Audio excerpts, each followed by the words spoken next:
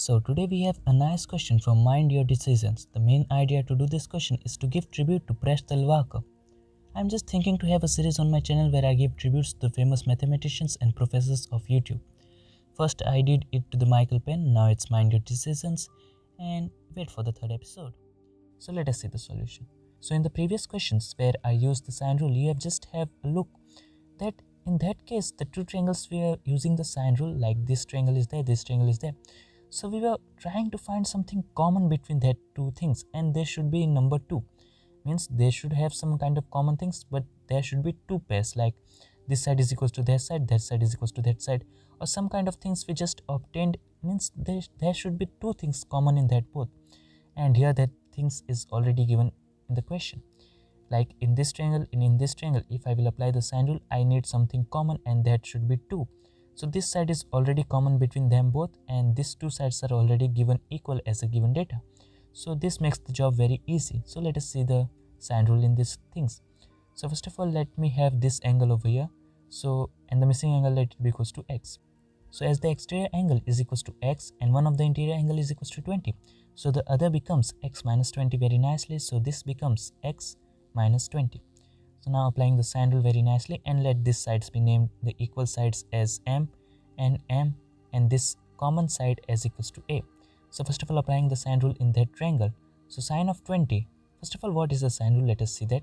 If there is a triangle and these are the angles, that is alpha, beta and theta, and the sides are p, q and r, then there is a relation that sine of that particular angle, let that angle be equals to alpha. So sine of alpha upon the side that is opposite to alpha, that is q, would be equals to sine of beta, and opposite to angle beta is r, and that would be equals to sine of theta, and upon its opposite side that is equals to p. So this is the sine rule. Now here you can see means three terms are there in inequality.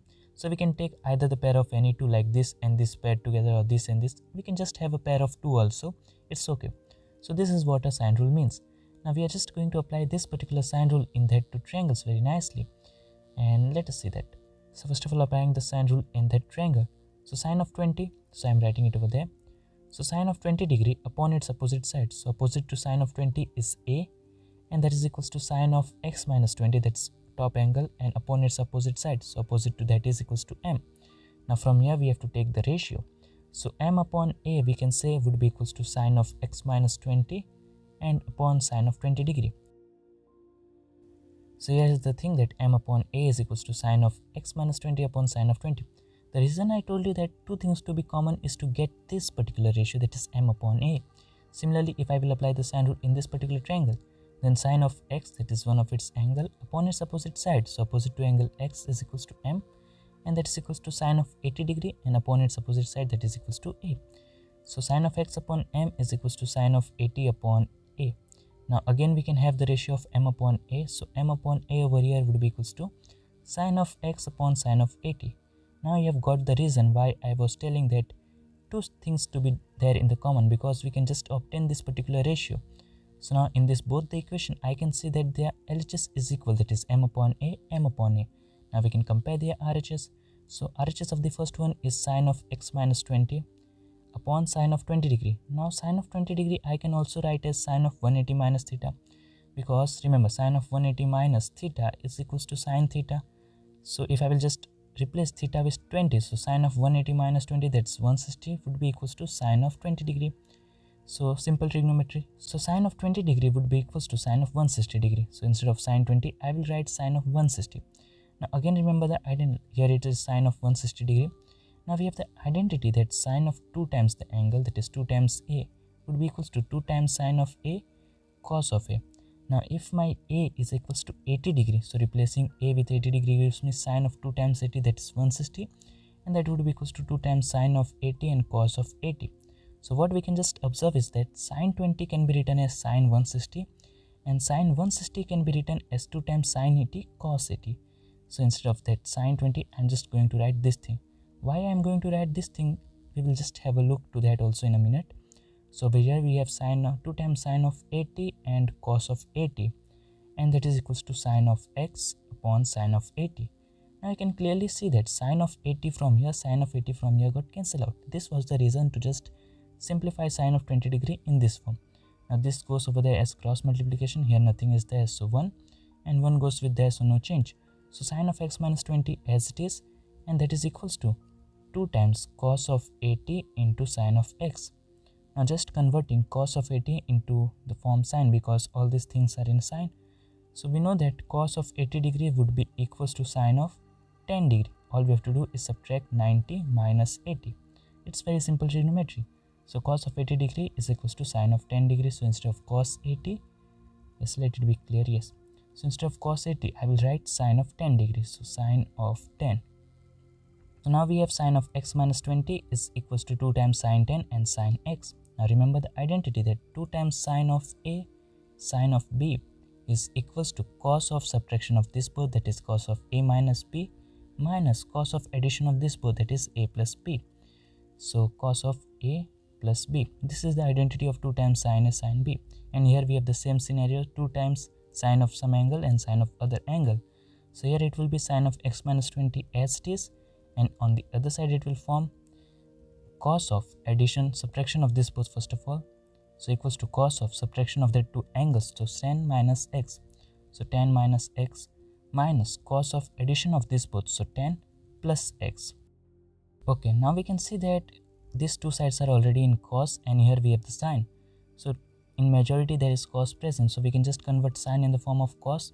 So it will form cos of 90 minus x minus 20.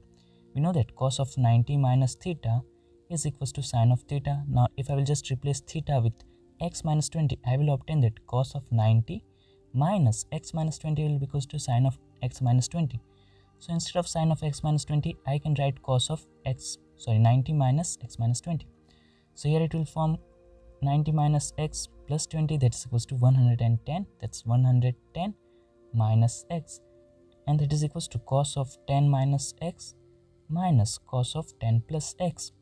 Now what I will do is take this negative cos of 10 plus x on this side, so it will become positive cos of 10 plus x. So cos of 110 minus x plus cos of 10 plus x, and that is equals to cos of 10 minus x. Okay, now we can again apply the identity over here, that cos of a plus cos of b. So I'm just going to write it over there.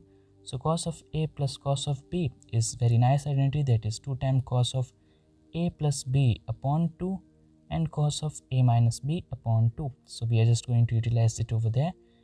So value of a over here is 110 minus x and value of b is 10 plus x. So it will form 2 times cos of addition of this both. So 110 minus x plus 10 plus x, it will give me 120 upon 2, that's equals to 60 degree.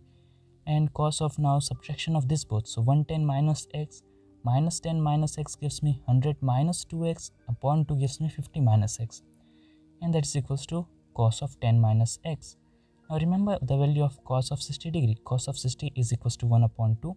So instead of cos 60, I can put its value, that's 1 by 2. Now this and this got cancelled out. Now what we have is that cos of 50 minus x is equals to cos of 10 minus x. So we have reached this thing. Now from here we have an idea that yes, we can compare the angles from both the sides. But what I can observe is that this negative x and negative x will get cancelled out, and we will get some kind of equation that 50 is equals to 10, and that's wrong. So we have to just make a little adjustment. We know that cos of negative theta is equals to cos of theta. Yes, we know that. So either of these two, I can just change one of its sign. Means instead of 50 minus x, either I can write x minus 50, or else 10 minus x, I can write x minus 10. If here it would be a sign, means instead of cos here it would have been sine, then it would have been quite difficult. But as it is a cos, we can just replace the sign, interchange the sign, like a minus b can be written as b minus a inside if both the sides are equals to cos. Cos of a minus b would be equals to cos of b minus a.